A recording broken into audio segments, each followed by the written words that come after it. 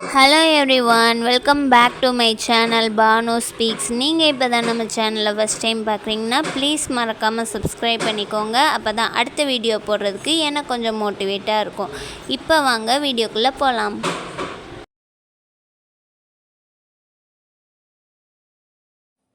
Hi friends, இன்றைக்கி நம்ம சேனலில் ரொம்ப ஈஸியாக கிச்சன் டீப் க்ளீனிங் எப்படி செய்கிறதுன்னு தான் பார்க்க போகிறோம். நான் சொல்லியிருக்கக்கூடிய இந்த மெத்தட் ஃபாலோ பண்ணி நீங்கள் கிச்சன் க்ளீன் பண்ண ஆரம்பிச்சிங்கன்னா 1.5 ஹவர்ஸ்லேயே ஃபுல் கிச்சனையும் டீப் க்ளீன் பண்ணிவிட்டு நம்ம அடுத்த வேலையை பார்க்க போயிடலாம்.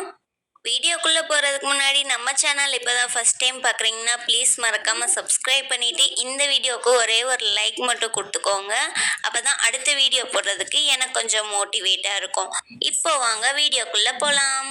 ஃபஸ்ட்டு நீங்கள் கிச்சன் க்ளீன் பண்ணணும் அப்படின்னு முடிவு எடுத்துட்டீங்கன்னா நீங்கள் வீட்டில் யாரும் இல்லாத போது க்ளீன் பண்ண ஸ்டார்ட் பண்ணுங்கள். இல்லாட்டா அவங்களுக்கு வேற நம்ம நடுவில் வேலை செஞ்சிட்டு இருக்க மாதிரி இருக்கும்.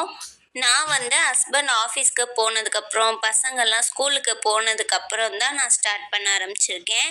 நம்ம கிச்சன் க்ளீன் பண்ண போகிறோம் அப்படின்னா நீங்கள் காலையிலேயே லஞ்சுக்கும் பிரேக்ஃபாஸ்ட்டுக்கும் சேர்த்தே சமைச்சு வச்சுருங்க. ஏன்னா அதுக்கப்புறம் நம்ம கிச்சன் வேலைகள் எல்லாம் முடிச்சுட்டு நம்மளுக்கு ரொம்ப டயர்டாக இருக்கும். நம்ம கொஞ்சம் நேரம் ரெஸ்ட் எடுக்கிற மாதிரியா இருக்கும். அந்த டைமில் நம்மளுக்கு பசி வேற டக்குன்னு வந்துடும். நான் காலையிலேயே பிரேக்ஃபாஸ்ட்டை சாப்பிட்டுட்டு லஞ்சுக்கும் பசங்களுக்கு கொடுத்து விட்றதுனால நான் காலையிலேயே லஞ்சும் சமைச்சு எடுத்து வச்சுட்டேன். இப்போ நம்ம சமைச்சு வச்சிருக்கக்கூடிய சாப்பாடு எல்லாத்தையுமே ஹாலில் ஒரு டேபிளில் எடுத்து ஓரமாக வச்சுருங்க. நம்ம கிச்சன் க்ளீன் பண்ணும்போது டஸ்ட்டு படுறதுக்கும் சான்சஸ் இருக்குது. அதுக்கப்புறமா நம்ம வாஷ் பண்ண வேண்டிய எல்லா பாத்திரத்தையும் தூக்கி சிங்கில் போட்டுருங்க. அதுக்கப்புறமா அடுப்பில் தண்ணி ஸ்ப்ரே பண்ணிக்கோங்க. ஏன்னா நம்ம சமைச்சிருப்போம், அந்த அழுக்கெல்லாம் அதில் இருக்கும். ஃபஸ்ட்டு நம்ம அடுப்பை கிளியர் பண்ணிட்டோன்னா நம்மளுக்கு அடுப்பு வச்சுருக்கக்கூடிய அந்த இடமும் நம்மளுக்கு நிறையா ஸ்பேஸ் கிடைக்கும். நம்ம செல்ஃபை க்ளீன் பண்ணி எடுத்து வைக்கக்கூடிய ஒவ்வொரு பொருளும் நம்ம இந்த கிச்சன் கவுண்டர் டாப்லேயே எடுத்து வச்சுக்கலாம். அதனால நம்ம ஃபஸ்ட்டு அடுப்பை தண்ணி தெளித்து வச்சுட்டு அதுக்கப்புறமா அது ஊறிக்கிட்டு இருக்கக்கூடிய அந்த டைமில் நம்ம கட்லரி ப்ராடக்ட் எல்லாத்தையுமே எடுத்து அந்தந்த பொருட்களில் வச்சுக்கலாம். கட்லரி பொருட்கள்னால் நம்ம யூஸ் பண்ணியிருப்போம் இல்லையா சமையலுக்கு, கத்தி, கத்திரிக்கோல், அப்புறம் லைட்டர், அந்த மாதிரி பொருட்கள்லாம் யூஸ் பண்ணியிருப்போம் இல்லையா, அதெல்லாம் எடுத்து எங்கே வைக்கணுமோ அங்கே வச்சுருங்க. அதுக்கப்புறமா ஒரு ஸ்டீல் கம்பியை வச்சுட்டு நம்ம தண்ணி தெளித்து வச்சுருப்போம் இல்லையா அடுப்பு, அதை நல்லா தேய்ச்சி விட்டு ஒரு ஸ்பாஞ்ச் வச்சு தான் நான் எப்போவும் க்ளீன் பண்ணுவேன். அப்போ தான் நம்ம ஏதாவது ஒரு அவசரத்துக்கு அடுப்பை பற்ற வைக்கிறா இருந்தாலும் எரியும். இல்லாட்டா பர்னர் நனைஞ்சிருச்சுன்னா அவ்வளோ சீக்கிரமாக அடுப்பு எரியாது. அதனால்தான் கிச்சன் எப்போவுமே க்ளீனாக இருக்கிறதுக்கு நம்ம முக்கியமாக எப்போவுமே ஒரு சில விஷயங்களை ஃபாலோ பண்ணணும். அது என்னன்னு பார்த்தீங்கன்னா, நம்ம வீட்டில் உள்ள பாத்திரங்களை ஃபஸ்ட்டு குறைக்கணும். நம்ம வீட்டில் எத்தனை பேர் இருக்கோமோ அதுக்கு தகுந்த மாதிரியான பாத்திரங்கள் வச்சுக்கணும். நான் எங்கள் வீட்டில் நானும் என் ஹஸ்பண்ட் அப்புறம் என் பசங்க மட்டும்தான். பசங்க சின்ன பசங்க அப்படின்றனால ஒவ்வொருத்தருக்கும் ஒவ்வொரு பிளேட்லாம் நான் வச்சிருக்க மாட்டேன். ஏன்னா வீட்டில் இருக்கும்போது நாங்களே ஊட்டி விட்ருவோம். அப்போ தான் அவங்க சாப்பிடுவானுங்க.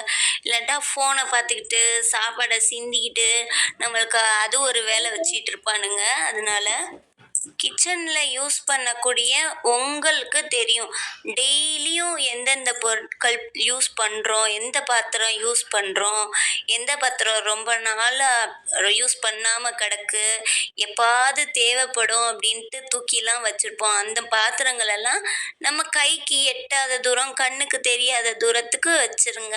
இல்லைன்னா நம்ம ரெகுலராக யூஸ் பண்ணிக்கிட்டு இருக்கக்கூடிய அதே பிளேசஸ்லேயே இருக்கும், கச்ச கச்சன்னு இருக்கிற மாதிரி இருக்கும்.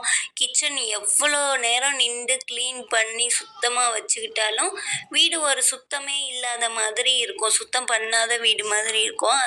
அதனால நீங்கள் பாத்திரத்தை ஃபஸ்ட்டு குறைச்சிருங்க. பாத்திரத்தை குறைச்சிட்டாலே நம்மளுக்கு பாதி வீடு சுத்தமான மாதிரி ஆயிரும்.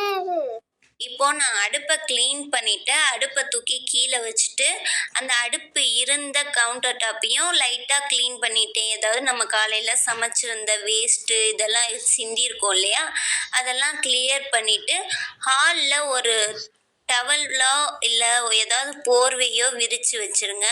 அது எதுக்காக அப்படின்றத நான் அப்புறமா சொல்கிறேன். அடுத்ததா நம்ம இப்ப பாத்திரத்த ஃபுல்லா வெளக்கிக்கலாம். நான் வந்து பாத்திரம்ன்னு பார்த்தீங்கனாலே, சின்ன சின்ன பாத்திரங்கள், பெரிய பாத்திரங்கள்லாம் சேர்த்தே இந்த ஒரு சிங்க் அளவுக்கு தான் நான் பாத்திரம் வச்சிருப்பேன். ஏன்னா, இதுதான் நான் ரெகுலரா யூஸ் பண்ணக்கூடிய பாத்திரங்கள். எங்க வீட்டுக்கு கெஸ்ட் ஒண்ணும் அடிக்கடிலாம் வர்றது கிடையாது. அப்படியே எங்க வீட்டுக்கு கெஸ்ட் வந்தாலும், நான் இருக்கிற பாத்திரங்கள வச்சே நான் மேனேஜ் பண்ணிக்கிருவேன். என்னோட சிஸ்டர் ஒருத்தவங்க ஒரு தடவை எங்க வீட்டுக்கு வந்திருந்தாங்க. அவங்க வந்தோனே எங்க வீட்டு கிச்சனை பார்த்துட்டு கேட்ட முதல் கேள்வி, எங்க பாத்திரத்தையே காணோம், இதை வச்சுட்டு நீங்க எப்படி சமாளிக்கிறீங்க அப்படின்னு கேட்டாங்க. அப்போ பார்த்துக்கோங்க, நான் அந்த அளவுக்கு ரொம்ப கம்மியான பாத்திரங்கள் தான் நான் யூஸ் பண்ணிட்டு இருக்கேன். ஏன்னா எங்க வீட்டில் வந்து ஹெல்ப்புக்கெல்லாம் யாரும் கிடையாது. நானும் என் ஹஸ்பண்ட் என் குழந்தைங்க மட்டும்தான். நானே தான் என் ஹஸ்பண்டையும் பார்த்துட்டு குழந்தைங்களையும் பார்த்துட்டு வீட்டு வேலைகளையும் பார்த்துக்கிட்டு இருக்கேன் அப்படின்றதுனால நான் என்னோட வேலைகளை எவ்வளோக்கு எவ்வளோ குறைச்சி பண்ண முடியுமோ அப்படி தான் நான் வச்சுக்குவேன். வேலைகளை இழுத்து போட்டு பண்ணுற மாதிரிலாம் வச்சுக்க மாட்டேன். எங்கள் வீட்டு மொத்த பாத்திரத்தையும் விளக்குறதுக்கே ஒரு 10லேருந்து 15 நிமிஷம் மட்டும்தான் எனக்கு எடுத்துக்கும். கிச்சன் எப்பவும் சுத்தமாக இருக்கணும் அப்படின்னா நம்ம பண்ணக்கூடிய ஒவ்வொரு வேலைகளும் ரொம்ப ஆர்கனைஸ்டாக இருக்கிற மாதிரி நம்ம பார்த்துக்கணும். இப்போ நம்ம விளக்கி வைக்கக்கூடிய பாத்திரங்களுமே அந்த பாத்திரம் கழுவி வைக்கக்கூடிய கூடையில் ரொம்ப ஆர்கனைஸ்டாக அழகாக எல்லாமே நம்ம வைக்கக்கூடிய பாத்திரங்கள் எல்லாம் அந்த கூடைக்குள்ளே அடங்குற மாதிரி தான் வைக்கணும். அந்த மாதிரி பார்த்துக்கோங்க. இல்லைன்ட்டா நிறைஞ்சு வலிஞ்சிட்டு இருக்கிற மாதிரியா இருக்கும். அது நம்மளுக்கு டென்ஷனை கொடுத்துட்டு இருக்கோம். இன்னொரு விஷயம், நம்ம பாத்திரம் விளக்குறோம் அப்படின்னா நிறைய பேருக்கு பாத்திரம் பிசு பிசுன்னே இருக்கும். விளக்கி முடிச்சதுக்கு அப்புறமும் பிசு பிசுன்னு இருக்கும். அதுக்கே அந்த மாதிரி ஆகாம இருக்கணும் அப்படின்னா ஃபர்ஸ்ட் நம்ம பாத்திரத்துக்கு சோப்பு போடுறதுக்கு முன்னாடி வெறும் தண்ணியில ஒரு தடவை வாஷ் பண்ணிட்டு அதுக்கப்புறமா சோப் போட்டு வைங்க. இன்னொரு விஷயம் என்னன்னா, நம்ம பாத்திரம் விளக்கி இலக்கி முடிச்சதுக்கு அப்புறம் வெள்ளை வெள்ளையா சோப்பா படிஞ்சு போயிருக்கோம். அதுக்கு என்ன ரீசன்னா, நம்ம சோப்பு போட்டு ரொம்ப நேரம் காய விட்டு அப்புறமா வாஷ் பண்ணோம்னா அந்த மாதிரி வெள்ளை வெள்ளையா படிஞ்சு போயிருக்கோம். அந்த மாதிரி ஆகாம இருக்கணும்னா ஒரு 4-5 பாத்திரம் மட்டும் விளக்கிட்டு அடுத்து டக்குன்னு கழுவிடுங்க. அந்த சோப்பு நம்ம போட்டிருக்க சோப்பு காயறதுக்குள்ள கழுவி வச்சிட்டிங்கன்னா அந்த மாதிரி வெள்ளை வெள்ளையா ஆகுறத நம்ம தடுத்துக்க முடியும்.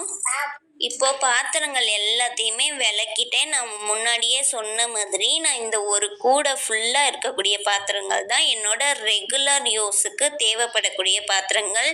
இது மட்டும் இல்லாம இதுக்கு முன்னாடி சமைச்சு வச்சிருக்கேன் இல்லையா, ஹாலில் எடுத்து வச்சிருக்கேன் இல்லையா, அந்த பாத்திரங்கள் மட்டும்தான் நான் ரெகுலராக யூஸ் பண்ணக்கூடிய பாத்திரங்கள். ஒரு சிலர் வீடுகளில் நிறைய வாணலை வச்சுருப்பாங்க, நிறைய குக்கர்லாம் யூஸ் பண்ணிக்கிட்டு இருப்பாங்க, 2-3 குக்கர்லாம் யூஸ் பண்ணிக்கிட்டு இருப்பாங்க. இதெல்லாம் நம்ம தான் வாஷ் பண்ணணும், தனியாக ஒத்தால வாஷ் பண்ணிக்கிட்டு இருக்கணும் அப்படின்றனால நம்மளுக்கு அதெல்லாம் தேவையில்லை. அந்த அளவுக்குலாம் நம்ம ஒன்றும் விதவிதமாக ரகரகமாக சமைக்க போகிறது கிடையாது. அதனால அந்த பாத்திரங்கள்லாம் குறைச்சிக்கிறது நல்லது.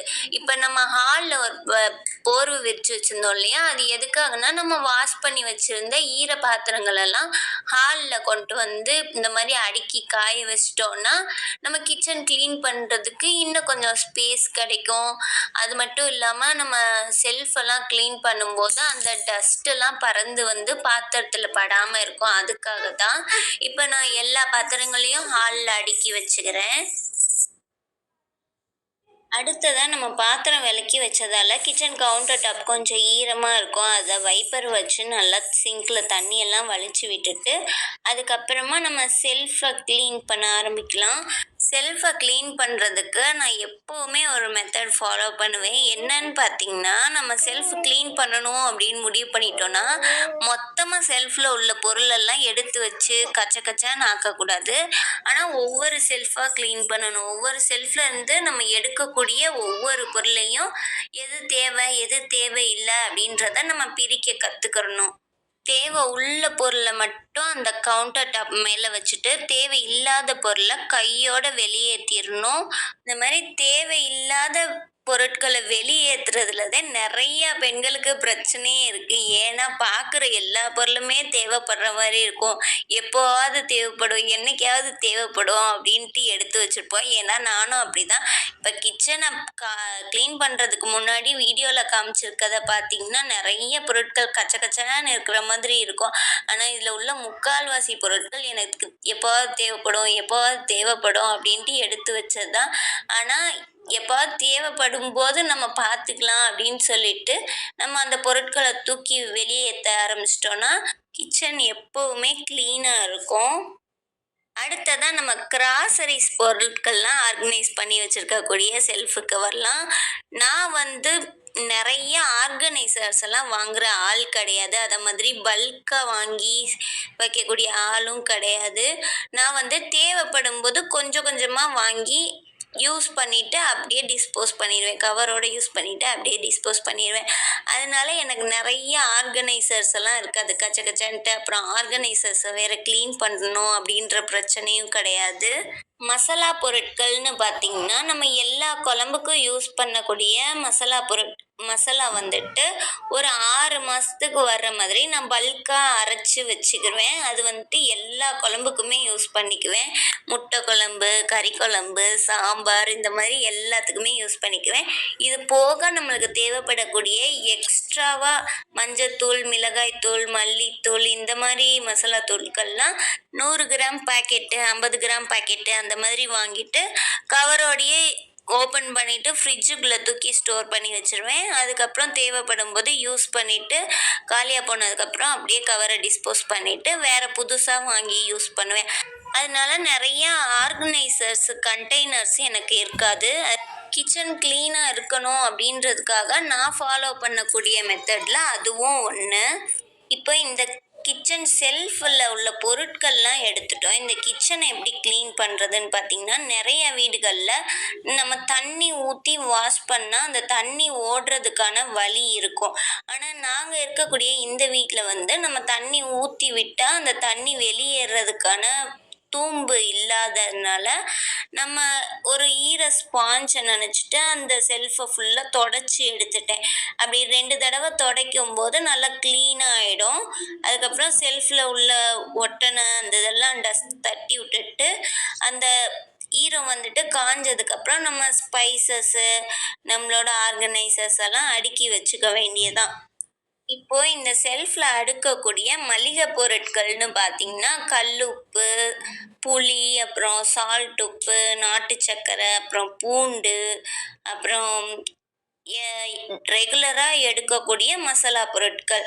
பட்டை, கிராம்பு, ஏலக்காய், அப்புறம் பிரியாணி இலை, அ மஞ்சத்தூள், மிளகாய்த்தூள், அப்புறம் பூண்டு. இதுதான் நம்ம ரெகுலரா யூஸ் பண்ணக்கூடியது. அது மட்டும் அந்த செல்ஃப்ல ஆர்கனைஸ் பண்ணி வச்சுக்கிறேன். மேல பார்த்தீங்கன்னா, நான் கிளீனிங்க்கு யூஸ் பண்ணக்கூடியது, பல்க்கா அரைச்சு வைக்கக்கூடிய மசாலா பொருட்களையும் மேல அடுக்கி வச்சிருக்கேன். இப்ப பார்த்தீங்கன்னா, என்னோட கிச்சன் கிளீன் பண்ணதுக்கப்புறம் இந்த மாதிரி தான் இருக்கு. பாத்திரங்கள ஹால்ல அடுக்கி வச்சிருந்தோம் இல்லையா? அதையும் எல்லாத்தையும் எடுத்துட்டு வந்து கிச்சன்ல எப்படி இருக்கணுமோ, எங்கெங்க எந்தெந்த பொருட்கள் இருக்கணுமோ, அந்த மாரி அடுக்கி வச்சுட்டேன். இப்ப பார்த்தீங்கன்னா, கிச்சன் முன்னாடி இருந்ததுக்கும், இப்ப இருக்கிறதுக்கும் வித்தியாசம் உங்களுக்கே தெரியும். இந்த செல்ஃப் எல்லாம் நம்ம கிளீன் பண்றதுக்கு முன்னாடி எப்படி இருந்துச்சு, இப்ப கிளீன் பண்ணதுக்கு அப்புறமா எப்படி இருக்குன்னு பார்த்துக்கோங்க. இந்த வீடியோல நான் சொல்லியிருக்கக்கூடிய மெத்தட் உங்களுக்கு பிடிச்சிருந்துச்சுன்னா, நம்ம வீடியோவுக்கு ஒரே ஒரு லைக் குடுத்துட்டு, இப்பதான் நம்ம சேனல ஃபர்ஸ்ட் டைம் பார்க்குறீங்க அப்படின்னா, நம்ம சேனல சப்ஸ்கிரைப் பண்ணிக்கோங்க. இந்த மாதிரி கிளீனிங் வீடியோஸ், டிப்ஸ் எல்லாம் உங்களுக்கு பிடிச்சிருக்கு அப்படின்னா, கீழ கமெண்ட்ல டிப்ஸ்ன்னு மட்டும் கமெண்ட் பண்ணுங்க. மறுபடியும் வேற ஒரு வீடியோல உங்கள வந்து பார்க்குறேன். பாய். பாய்.